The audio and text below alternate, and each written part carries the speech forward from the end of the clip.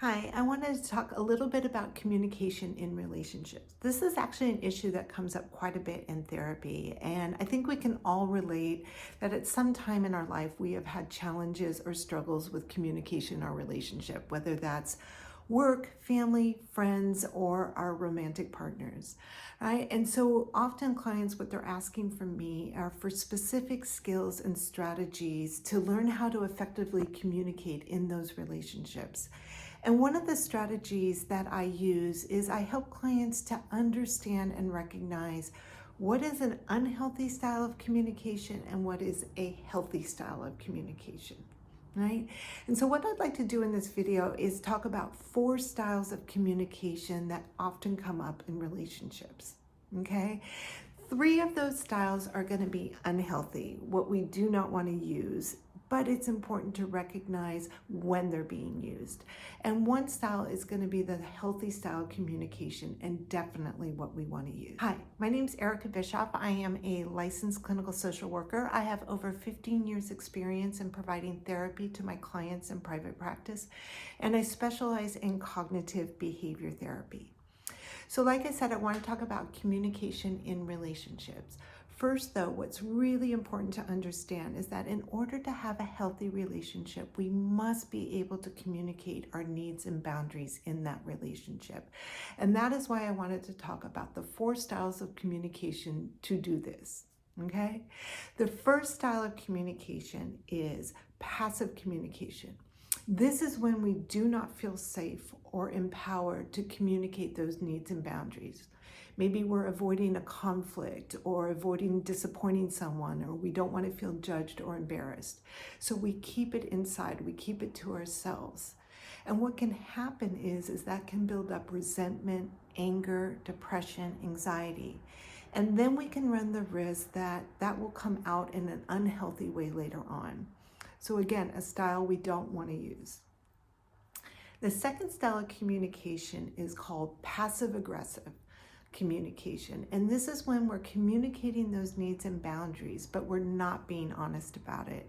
So we're saying one thing, but then we're doing something else. Our behavior is saying something different. So for example, if someone is upset, they may be huffing and puffing and stomping around the room, and the other person's like, hey, you look upset, what's going on? And they're like, nothing, I'm fine.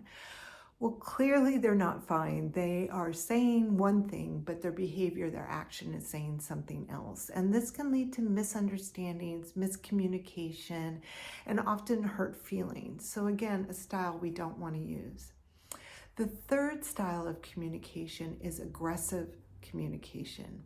And this is when we are communicating those needs and boundaries. We're being honest about it. It's actually pretty clear what we want, but we're doing it in a way that is disrespectful. So we may be yelling, swearing, hitting, punching, spitting, right? These are abusive forms of communication, and at times it can get violent and dangerous. So this is definitely a style of communication we do not want to use. So that takes us to the 4th style, and this is the healthy style of communication we definitely do want to use, and it's called assertive communication. And so in this style of communication, we are communicating those needs and boundaries. We're being honest and we're being respectful in communicating those needs and boundaries. Now, just because we're using assertive communication, that doesn't always mean the person on the other end is going to hear it that way. And often they can hear it as aggressive. And in fact, this can happen quite a bit for women. And so they may get upset. They may get angry. They may start yelling or crying. And then we're going to go, oh my God, what did I do? I must have done something wrong, right? Otherwise, why are they upset? So we have to be able to check in with ourselves and ask, hey, was I honest in my needs and boundaries? Yes. Was I respectful in that communication? Yes. Okay, then I didn't do anything wrong. This isn't my stuff. This is their stuff, and they need to manage that. So it's really important to remember that when we're communicating those needs and boundaries, to stay honest and stay respectful. That's the best we can do to promote and help for a healthy relationship. And that's assertive communication. Okay, so that's just kind of a brief overview of the 4 styles. What I really encourage is people to check in Ask yourself, what style of communication do I tend to use? What style of communication do the people in my life use? Right? And to start to practice more assertive communication. Also, to call out, to name if someone is using one of those 3 unhealthy styles of communication. Ask for assertive communication, right?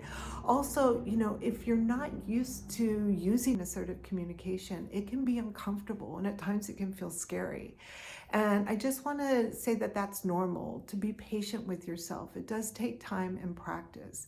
And if you are really struggling with it, that's where therapy can help. Sometimes it can just be a little extra support or figuring out what's getting in the way. Okay, so I hope this information has been useful. I have provided a link to a handout in the description box below. It's a handout from Psychology Tools, and it just kind of goes over a little bit more around these styles of communication. Of course, there's tons of information online around assertive communication. So if you've liked this video, please hit the like button, subscribe, notifications. As always, if there are any topics around mental health or therapy you would like to learn more about, please put in the comments below. I definitely want to keep making these videos and providing therapy tools for everyone. So until the next video, thanks.